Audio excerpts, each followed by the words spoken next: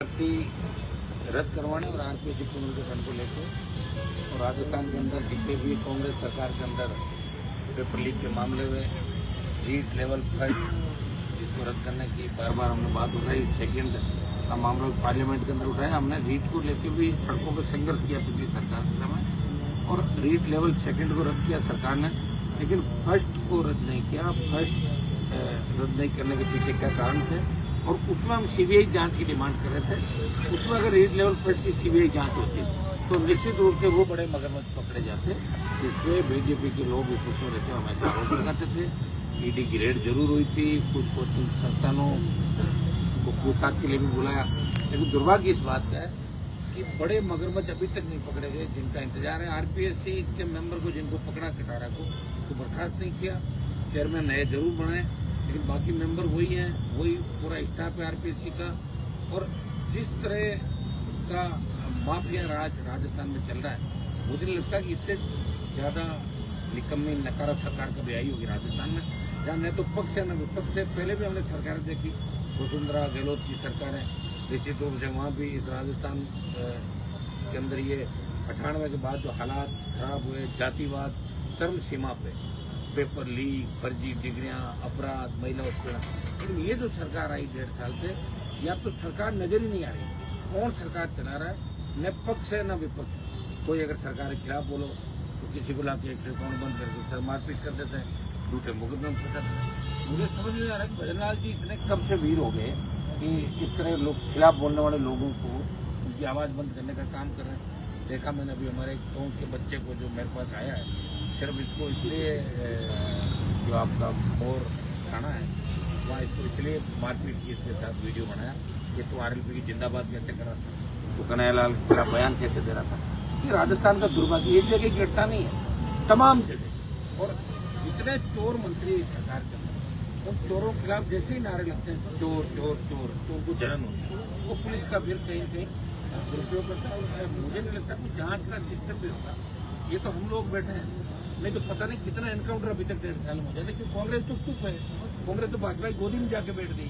कांग्रेस के लोग तो रात के अंदर में भजनलाल से मिलते हैं। आप देखा नहीं, कांग्रेस के लोग सिर्फ बयानवीर है, ट्विटर पे, फेसबुक पे, सोशल टाइम पे, सड़क पे कांग्रेस आपको नजर नहीं आएगी।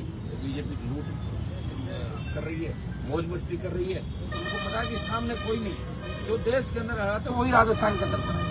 ये तो नौजवानों को धन्यवाद दूंगा कि आक्रोश के बाद, आक्रोश रैली के बाद और ऐसे में अंदर तो आंदोलन हुआ पड़ा, जितने आंदोलन हुए उसके बाद थोड़ा बहुत सरकार के दिमाग में होगा कि लोकतंत्र जिंदा है। अभी बजरी की जो माइंस है राजस्थान में अरोट करी, आप बताओ इनके ज्यादातर विधायकों ने, मंत्रियों ने, पूर्व विधायकों ने, भाजपा के कार्यकर्ताओं ने सारी लीज अपने नाम कर, वही गुंडागर्दी चलेगी बजरी वाली, पहले जो चला था वही माफिया राज अब चलेगा। हमें तो सड़कों में लड़ना ही, लेकिन राजस्थान की जनता समझदार कब होगी कि वोट तो जहाँ देना वहाँ देगी नहीं। लास्ट में जो लोग आएंगे, कुछ वोट शहरों का इधर जाएगा, कुछ गांव का इधर जाएगा, कुछ कास्ट का वोट जो हाथ और गुलाब के फूल पे जाता है उस हिसाब से वोट चला जाएगा, लोग वही चले जाएंगे। ये राजस्थान का दुर्भाग्य। बार बार मैं बात ये कह रहा हूँ कि अगर राजस्थान को बचाना तो तीसरी ताकत की आवश्यकता है, और तीसरी ताकत को राजस्थान का नौजवान खड़ा करेगा, और नौजवान इस बार खड़ा करने के मूड के अंदर है। 61 दिन हो गए हम शहीद स्मारक पर बैठे हैं। जब सरकार ने आक्रोश रैली के समय कमिटमेंट किया कि हम बात कर रहे हैं, और हमने प्रधानमंत्री का समय मांगा, गृह मंत्री का समय मांगा, अभी समय हमें नहीं मिला दिल्ली का। अब क्यों नहीं मिला, ना भी नहीं आई, हाँ भी नहीं आई, आखिर क्या कारण है, वेट कर रहे हैं। लग रहा है दिल्ली कूच भी हमें करना ही पड़ेगा, क्योंकि जब लगता है कि चारों तरफ लड़ने वाले लगते हैं देश के अंदर सब अपने अपने स्टेट की लड़ाई लड़ रहे हैं, तो किसी न किसी को देश की लड़ाई भी लड़नी पड़ेगी, अग्निवीर और अन्य राजस्थान के मुद्दों को लेकर हम दिल्ली कूच की तैयारी भी कर रहे हैं। एक बार हम इंतजार कर रहे हैं कि हमें कहीं से इस एसआई भर्ती और आरपीएससी पुनर्गठन को लेकर बंद करने को लेकर आंदोलन हम कर रहे हैं, इसका कोई न कोई रास्ता निकले। हम चाहते हैं कि ऐसी लकीर हम खींच दें कि दोबारा राजस्थान के नौजवानों का इन संस्थाओं को भरोसा उठ गया, आरपीएससी से, कर्मचारी चयन बोर्ड, माध्यमिक शिक्षा बोर्ड, तमाम जगह से वो भरोसा कायम कैसे हो। किस तरह विश्वविद्यालयों में फर्जी डिग्रियां मिल रही, किस तरह प्राइवेट विश्वविद्यालयों में पौने दामों में जमीनें दी जा रही है, व्यवसायिक परिवर्तन करके दूसरे गुंडागर्दी के नाम याद कर रहे हैं। जयपुर और आसपास के पूरे इलाके, गहलोत, वसुंधरा और भजनलाल, एक भी जमीन इन्होंने खाली नहीं छोड़ी। अगर कोई बच गई तो हेलीकॉप्टर से दौरे कर करके देख लिया कोई खाली जमीन तो नहीं है, उसका पीछा करो, उसको कराओ, अपने रिश्तेदारों को भेज के पौने पौने दामों में लेकर उसका कन्वर्ट करा के उसको बेचो, बड़ी करो। ये 90 का घोटाला वसुंधरा जी का टाइम चालू हुआ, जब उसने पर्दा डाला, फिर वसुंधरा आई, फिर कपड़े घोटाले हुए, भजन लाल जी आगे, ये सब के गुरु घंटाल निकले 1.5 साल के अंदर। इन्होंने कुछ भी नहीं किया क्योंकि इनको आता ही नहीं है कुछ तो वो करेगा जिसको कुछ आता हो। इनको तो कुछ भी नहीं आता, इनको तो लोग चलाते हैं। ये आज भी जो लिस्ट आई लंबी चौड़ी, ये इनसे थोड़ी निकली, इनको तो पूरे डिपार्टमेंट का नाम भी पता नहीं होगा। आप पूछ लो एक डिपार्टमेंट कौन तक क्या होता है, तो मुझे नहीं लगता कि पता पाएंगे। इनका काम ही रहा, पहली बार विधायक बने, सीएम बन गए, इतना बड़ा पद इनको दिया, कैसे बचा रहे होंगे तो खुद आदमी सरपंच बन जाता है, एकदम से प्रधान बन जाता, वो भी टेबलेट खानी चालू कर देता, और एक व्यक्ति मुख्यमंत्री बन गया, पार्टी कार्यालय में काम करते थे, कैसे बचा रहे होंगे। ये तो वही जाना है। लेकिन बीजेपी दिल्ली ये चाहती है कि मरने तो राजस्थान को पड़ा है, राजस्थान 25 सीटें आएगी नहीं, 27 में देख लें क्या करना। अभी छोटे जैसा भजन लाल, एक जगह मोहन लाल, एक जगह तीसरा लाल, इस तरह करके पूरे देश का पलटा धार कर दिया। और कांग्रेस भारतीय जनता पार्टी भी में बैठी है, अपने जीजाजी रॉबर्ट वाड्रा जेल नहीं जाए, यही कांग्रेस पार्टी को चिंता है, और इसी में बेचारे लगे हुए। और अब बीजेपी के नेताओं के घरों को आगे धोख लगाते हो कांग्रेसी को। कौन पूछता है? मैं कह रहा हूँ यहाँ पूछ कौन रहा है किसी को? हालत देख लो ना, मंत्रियों की औकात क्या राजस्थान के अंदर। 2 मुख्यमंत्री, प्रदेश अध्यक्ष पार्टी का, मोबाइल नंबर चेंज कर लिया, फोन नहीं उठा रहे हैं, लोगों को कह दिया कि आपके आरएस की एग्जाम में आगे कर रहा हूँ, आप तो जूस पी लो। मतलब राठौर जी का बयान, कितने बच्चों ने उनका भरोसा किया होगा, डिप्रेशन में चले गए बच्चे, पेपर पास नहीं कर पाएंगे। अगर आज आपको किसी को कह दो कि ये चीज होने वाली, तो 10 दिन बाद कह दो नहीं होने वाली, छोड़ दो उन्होंने किताब है, जब आराम से रिलैक्स मोड में आ गए पढ़ाई करेंगे। और 40 विधायक यहाँ तो मुख्यमंत्री में होड़ मची हुई। एक बार प्रेमचंद बैरवा को ले गए सीएम विदेश, प्रिया कुमारी बोली मुझे नहीं ले गए, मुझे भी ले जाओ, अगली बार उनको ले गए। अरे अब ये विदेश जाने का झगड़ा ही बच गया, जो मुख्यमंत्री विदेश अपने पैसे चले जाओ, कौन रोक रहा है। और मैं विदेश नहीं गया तो क्या हो गया, नहीं गया तो कौन से मेरे नंबर कम हो गए, घूम रहा हूँ मैं अपने लिए, तो देश सर्वोच्च है।